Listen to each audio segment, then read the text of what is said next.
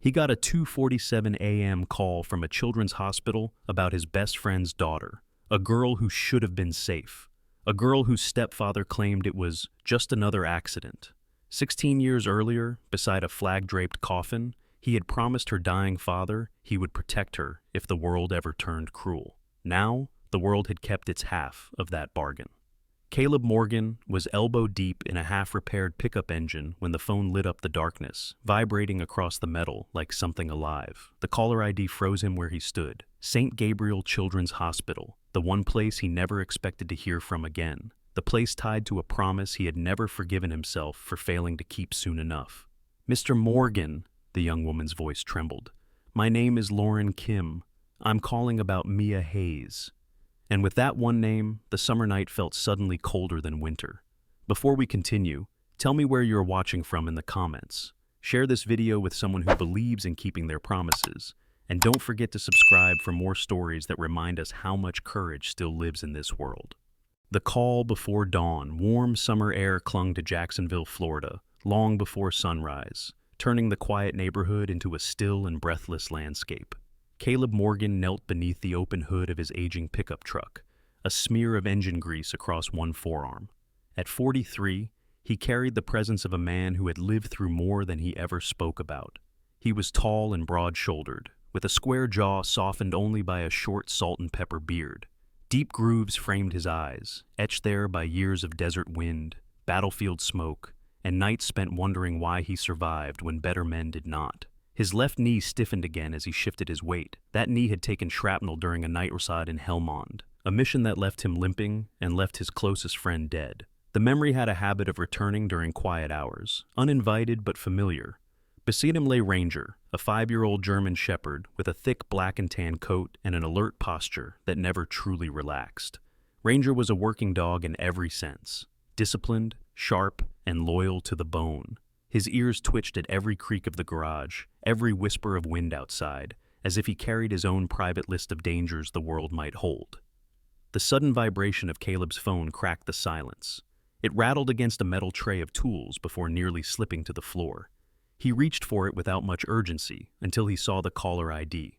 St. Gabriel Children's Hospital, Social Services, Nashville, his entire body went still. Tennessee. The one place he had avoided for nearly a decade. The place where they buried Ethan Hayes, the man who once pulled him behind cover during a firefight, the man who laughed like the world couldn't break him, until the world did. Caleb's thumb hovered a moment, then he answered. A young woman's voice trembled on the line. "Mr. Morgan, my name is Lauren Kim. I'm a social worker here at St. Gabriel's. I'm calling about Mia Hayes." Caleb closed his eyes. He pictured a little girl with sun-bleached hair, clinging to her father's uniform during homecoming ceremonies. "She's 15 now," Lauren continued, as if reading his thoughts.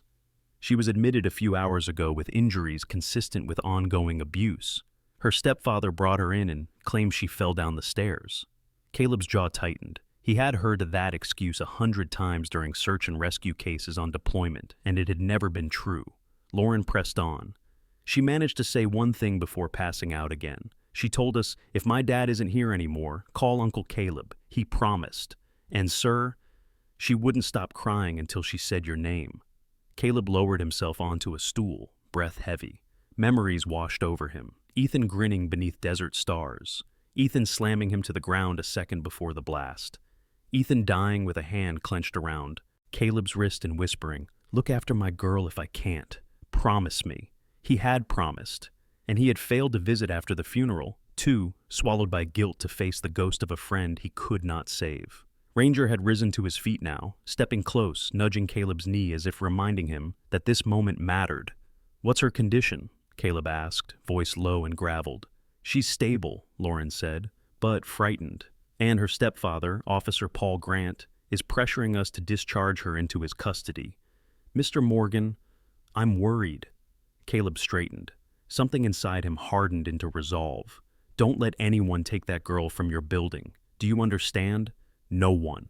Lauren hesitated. "I'll try, but he's a police officer." "I don't care what badge he carries," Caleb snapped, then softened his tone. "Just give me time. I'm coming." He ended the call and stood.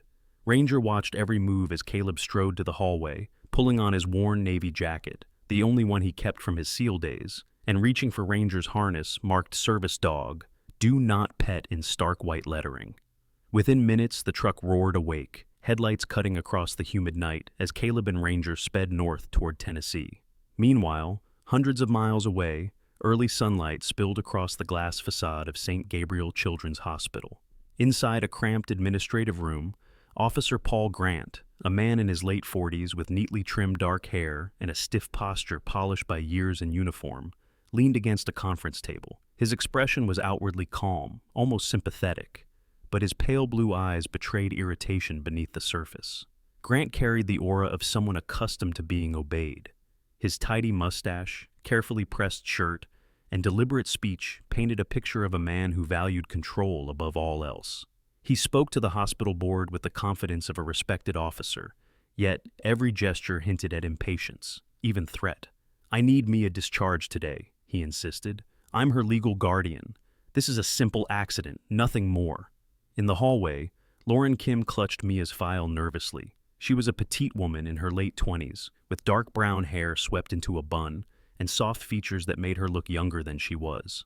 But her eyes, usually warm, were sharp now, scanning for support, for anyone willing to stand beside the truth. Then, just as she looked toward the window, as if sensing something distant and unseen, Caleb's truck raced along a highway still silver with dawn.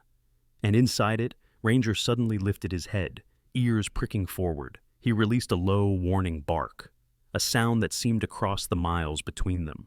No one yet knew whether Caleb would arrive in time, before Officer Grant signed the papers that would send Mia back into the very hands she feared. The 600-mile summer road, heat waves shimmered over the asphalt as Caleb Morgan pushed his aging truck north, the summer sun rising behind him, like a burning reminder that time was slipping faster than the tires could keep up.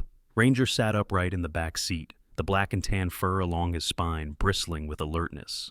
His golden eyes remained fixed on the road ahead, but every so often he glanced toward Caleb's reflection in the rearview mirror, watchful, steady, as if sensing the unease beating inside his handler's chest. The miles between Jacksonville and Nashville carried ghosts. Every billboard that flashed past stirred memories of Ethan Hayes, Caleb's closest friend. Ethan had been a stocky man with sandy brown hair, a smile too wide for the battlefield, and a stubborn streak that kept him cracking jokes, even with bullets cutting the air. Caleb could still hear Ethan's voice in the roar of the highway, the way he laughed when the rotors of their transport helicopter drowned everything else out, the way he shouted Caleb's name an instant before shoving him aside and catching the blast meant for him. Caleb's grip tightened around the steering wheel until his knuckles paled. He tasted metal at the back of his throat. Guilt had a flavor he'd never quite learned to swallow.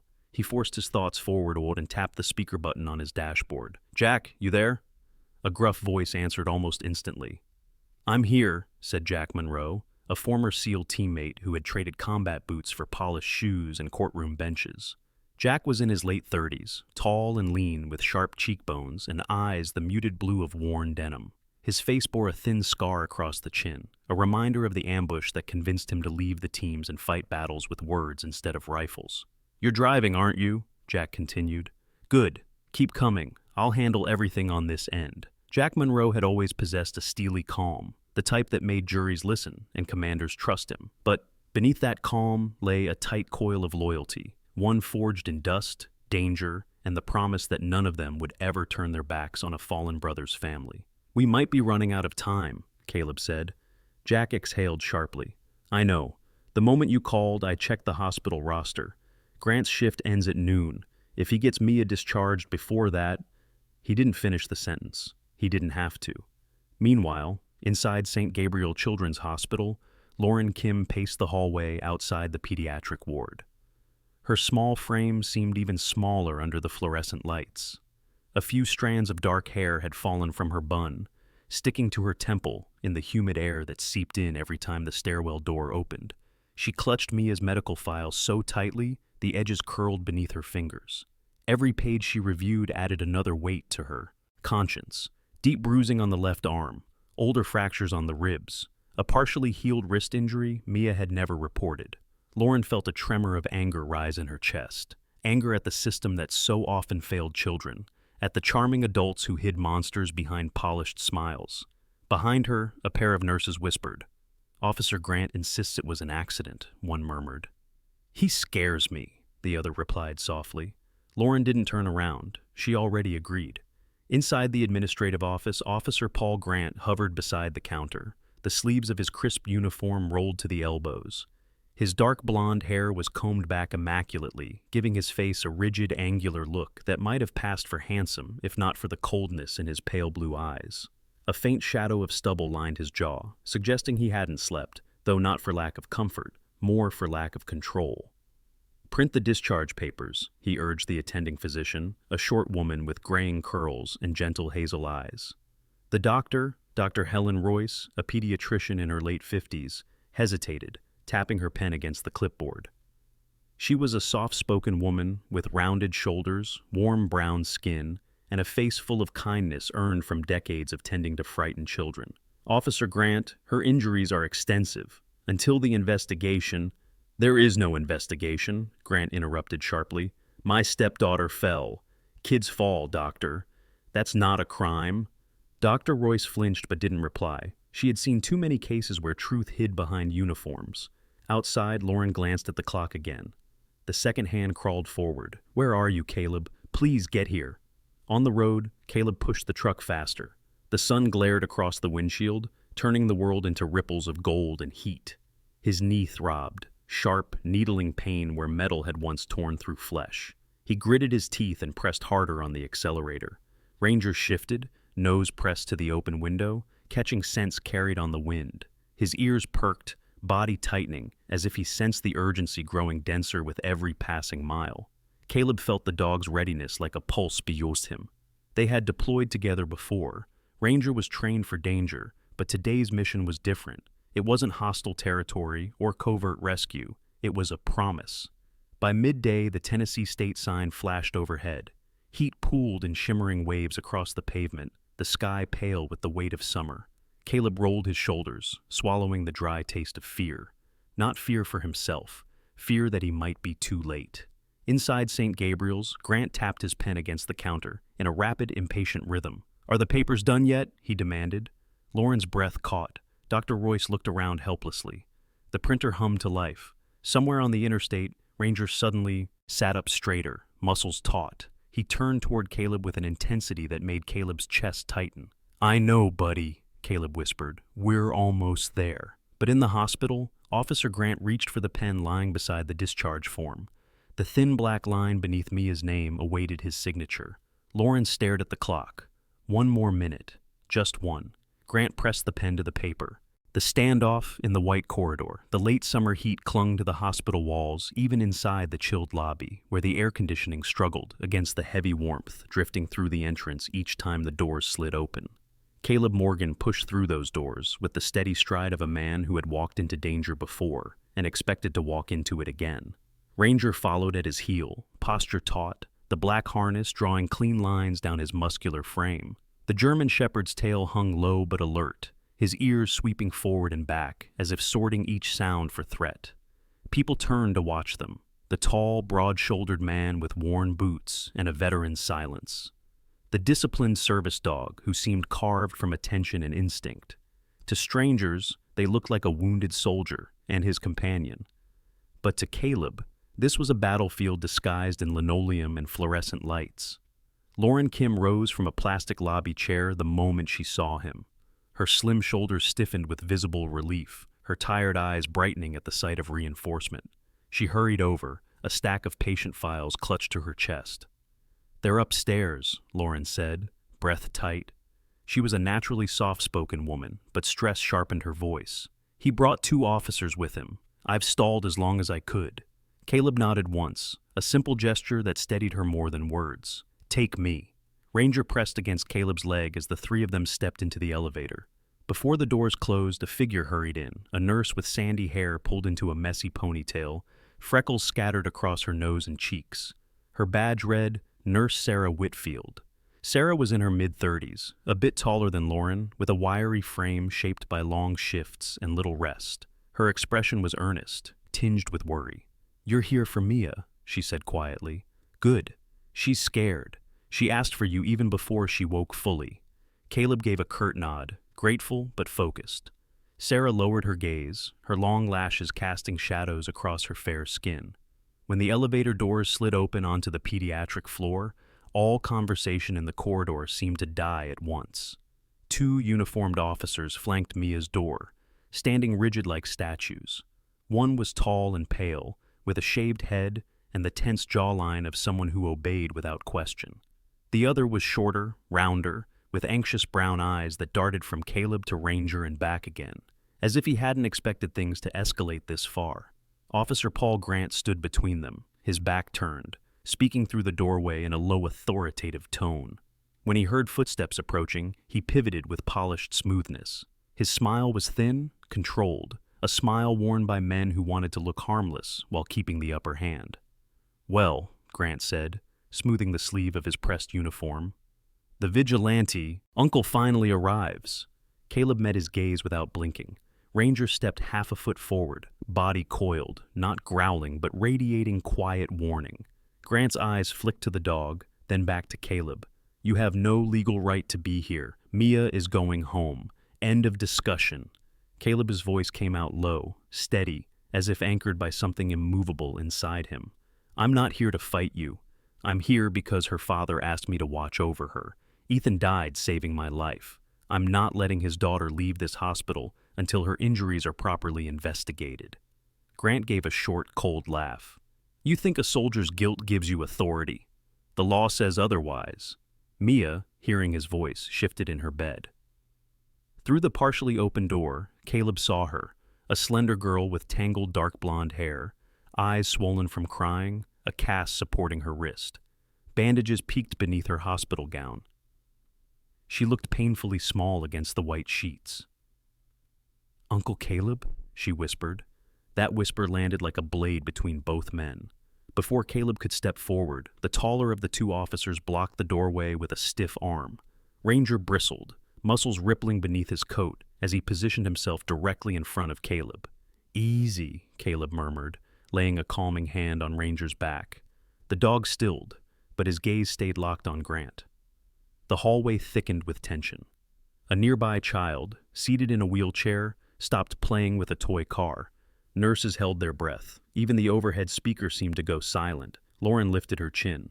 "Officer Grant, hospital policy allows us to hold a minor patient if abuse is suspected." Grant blinked slowly, the smile slipping. "And I'm telling you, there was no abuse." Sarah, standing slightly behind Lauren, spoke up with surprising firmness. "She flinched when you walked into the room. That's not a fall down the stairs." Grant's jaw ticked, and for a flash, just a heartbeat. Something colder, uglier passed through his expression before he masked it again. "Watch your words, Nurse Whitfield," he said softly, a threat hiding beneath the velvet tone. Caleb took a step forward. "I'm not letting you near her." Grant opened his mouth to retort, but the elevator dinged behind them. All heads turned. Jack Monroe strode out, shirt damp with sweat, tie loosened, a thick folder of paperwork tucked under one arm. His normally composed expression glimmered with fierce triumph. "The court reviewed the petition," Jack announced, voice carrying down the corridor. "A judge has authorized an emergency hearing tomorrow morning and issued a temporary stay. Mia Hayes cannot be removed from this hospital under any circumstance." Gasps and murmurs rippled up and down the hall. Grant's smile shattered. Jack stepped directly between Caleb and Grant, his lean frame radiating a calm confidence that came not from arrogance but from experience winning battles without raising a weapon. "So," Jack finished, offering the folder to Lauren, "the girl stays." Ranger let out a single quiet bark, as if punctuating the victory. In that instant, the balance shifted. The officers glanced at one another, uncertainty replacing the rigid tension in their stances. The battlefield, for now, belonged to them. The truth uncovered and summer turning, morning light filtered through the blinds of the hospital conference room, drawing thin gold lines across the table, where papers, water bottles, and trembling hands waited. The stale chill of air conditioning mixed with the faint scent of disinfectant, a strangely fitting backdrop for a hearing about a child who had been failed far too many times. Caleb Morgan sat with his back straight, his broad shoulders filling the folding chair, as if it had been built too small for him. A part of him still felt like a soldier awaiting orders, though today the battlefield was words, not gunfire. Ranger rested at his feet, the German shepherd's ears flicking at every subtle shift in tone, every change in rhythm from the people around him. He looked asleep, but his muscles were coiled under his thick fur, ready to react to any threat near Mia. Across the table sat Officer Paul Grant, dressed in his most polished uniform. The stark white of his shirt contrasted sharply with the dark blue of his tie, his badge gleaming in the morning sun. Every detail on him was immaculate, as if precision could shield him from the truth. His hair was styled with a shine that suggested he'd taken extra time that morning, but his eyes, pale blue, usually cold, carried something new beneath the surface. It was the flicker of a cornered man, hunted by his own lies. Beside him sat attorney William Drayton, a stout man in his 50s, with a square face, silvering beard, and the manner of a lawyer paid too well to doubt his client. His thick hands rested on a leather case, knuckles pressing against its surface with restless impatience. Drayton had built a reputation on defending police officers during misconduct inquiries. He wore it like armor, but even armor cracks when truth presses from every angle. On the hospital side of the table sat Judge Helen Brooks, appearing through the laptop screen. She was a woman in her 60s, with gray hair swept into a low bun and lines etched deep across her forehead from decades of absorbing tragedy. Her sharp eyes missed nothing. Behind the thin frames of her glasses flickered the weary precision of someone who had heard both genuine pleas and polished lies, and knew how to distinguish the two. Next to Caleb stood Jack Monroe, sleeves rolled to the elbows, hair still damp from a hurried shower. His lean frame radiated calm determination, but his eyes, harder than usual, betrayed his anger. No enemy had ever unsettled him the way abuse cases did. Jack had once rescued a trafficked child during deployment, a boy no older than 7, whose cry still echoed in Jack's nightmares. He hated men like Grant. Lauren Kim sat beside him, hands folded so tightly the tips of her fingers had turned pale. Today she wore a simple navy blouse and carried the weight of someone who had done everything right, even though the system rarely rewarded it. Her voice was soft, but her resolve had grown, iron strong since Mia arrived. Finally, Dr. Helen Royce entered the room, carrying a slim laptop and Mia's updated medical file. She offered a gentle nod toward Caleb before taking her place. Her tired eyes reflected deep worry, for Mia, for the hearing, for the world that required such hearings at all. Judge Brooks cleared her throat. "Let us begin." Officer Grant launched into his narrative at once. His voice was steady, rehearsed, too rehearsed. "My stepdaughter is grieving," he began, setting his hands flat on the table. "Since her mother's death, she's been unstable, clumsy, emotional. Yesterday's fall was unfortunate, but not unusual for someone under stress. With all due respect, this entire situation has spiraled because a former military associate inserted himself where he had no right." Caleb didn't react, but Ranger's ears flattened slightly, sensing the tension threading through Caleb's frame. Grant continued, spinning his story like a man confident the room belonged to him. "She has confused memories. She believes accidents are abuse, and Mr. Morgan's sudden arrival only heightened her agitation." Jack spoke before the judge had to prompt him. "We have medical records indicating multiple injuries over several months. Some old, some new, none consistent with a single fall, or 2, or 5. He placed the stack of documents on the table, each page a quiet indictment. "We also have statements from former youth football parents. Their children reported aggressive treatment during practice. Again, dismissed as misunderstandings." Attorney Drayton leaned forward. "None of this is proof of wrongdoing. Officer Grant is a respected member of law enforcement. Testimonials from parents, co-workers, and clergy attest to his character." Judge Brooks raised a hand, cutting him off. "I will review character assessments later. For now, I'd like to hear from the child." Silence rippled through the room like a sudden wind. A moment later, the door opened, and Mia Hayes was wheeled inside by Nurse Sarah Whitfield. The girl looked fragile in the morning light, slender arms wrapped in gauze, the cast on her wrist stark against her pale skin. Her blonde hair was brushed carefully today, falling past bruised cheeks, but nothing could hide the shadows beneath her eyes. Ranger stood immediately, tail low, body angled protectively toward her. Mia's voice trembled at first. I know what happened to me wasn't an accident." Grant stiffened, his jaw clenching. The girl's eyes flicked to Caleb and Ranger, anchoring her. "I didn't fall that many times. I didn't bruise myself, and my mom, she didn't die the way he says she did." Gasps whispered across the room. Mia lifted her good hand and fished into the pocket of her hospital gown, pulling out a small black USB drive. "My mom hid this for me. She said if anything happened, I should give it to someone I trusted." Jack received it gently, as if accepting a priceless relic. "We reviewed it," he told the judge. "It contains records of an offshore account matching the timeline of stolen evidence from police lockup." The room shifted from tense to electric. Grant shot to his feet, knocking his chair over. "This is fabricated. Lies. She's confused. She's a child, for God's sake." At the outburst, Ranger stepped forward with a deep, sharp warning growl. The two officers guarding the door hurried forward, grabbing Grant's arms. "Enough," Judge Brooks said. Her voice was steady, firm, final. "I have heard sufficient evidence." Her gaze settled on Mia, softening, yet fiercely protective. Effective immediately, Officer Grant is stripped of temporary guardianship. Mia Hayes will be placed in emergency protective care under Mr. Caleb Morgan. A full criminal investigation into Officer Grant and the death of Mia's mother will commence at once. Mia sagged back in her chair, tears running silently down her cheeks. Not from fear this time, but release. Caleb exhaled for the first time that morning. Ranger pressed his head gently against Mia's knee. For the first time, summer light didn't feel heavy. It felt like hope. A new summer and a promise kept. The late afternoon sun stretched long golden beams across the concrete steps of St. Gabriel Children's Hospital, painting the scene in warm amber.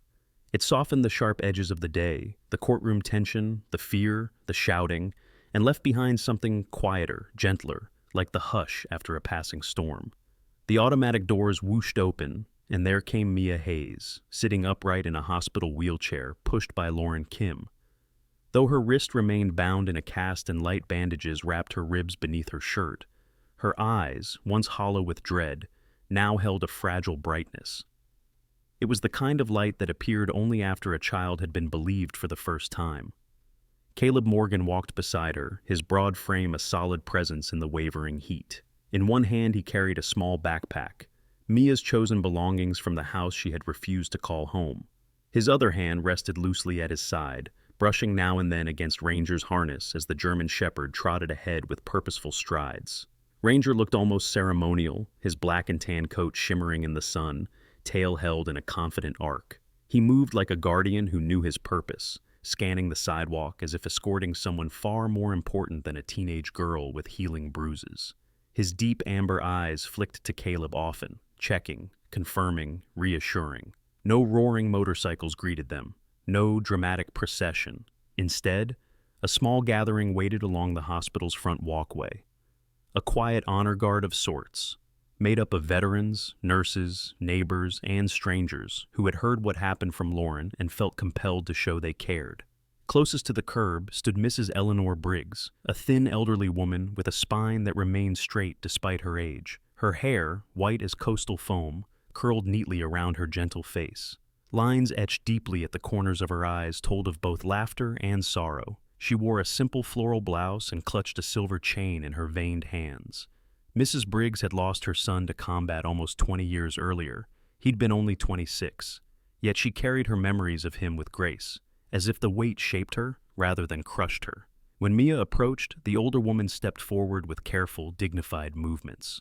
"This belonged to my boy," she said softly, her voice holding the tremor of someone balancing grief and kindness. She opened her hand to reveal a small dog tag pendant, its metal dulled by time but still legible. He would have wanted someone brave to wear it. Mia's breath caught. She accepted the necklace with both hands, as if receiving something sacred. "Thank you," she whispered, her voice thin but sincere.